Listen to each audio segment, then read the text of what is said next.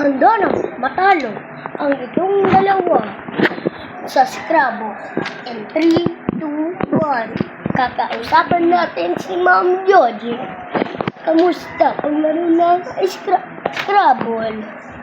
Tapos, magaling mag-Scrabble. Sino kayo magtatalo for today's video?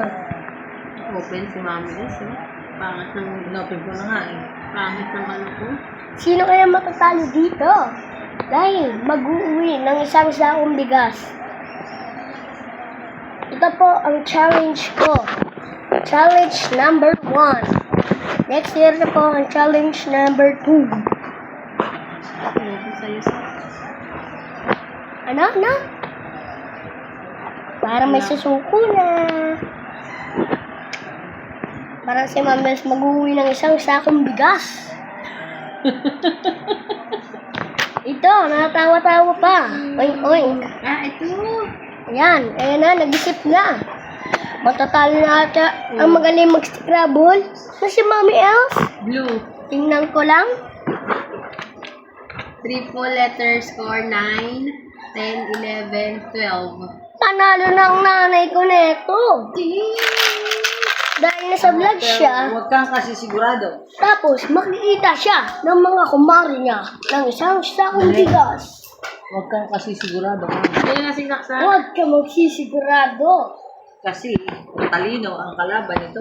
Matalino ang kalaban nito. Isang matanda.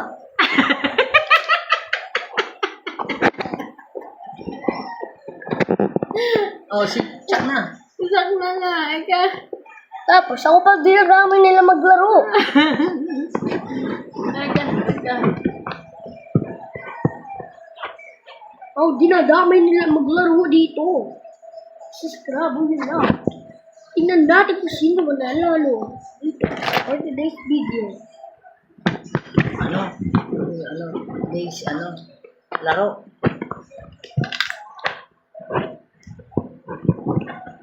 Anong masasabi mo?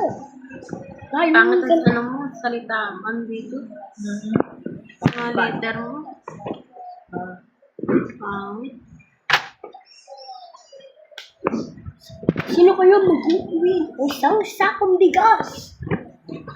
Galing kay Boy Blue. Sino Boy kaya? Blabaya. Tapos ang kalaban niya ay matalino, masipag, at magaling. Ang kalaban niya si Mami Elf. Yan o. Ang anak ni Carla. Ayan na, in-open ko na yung Mami is.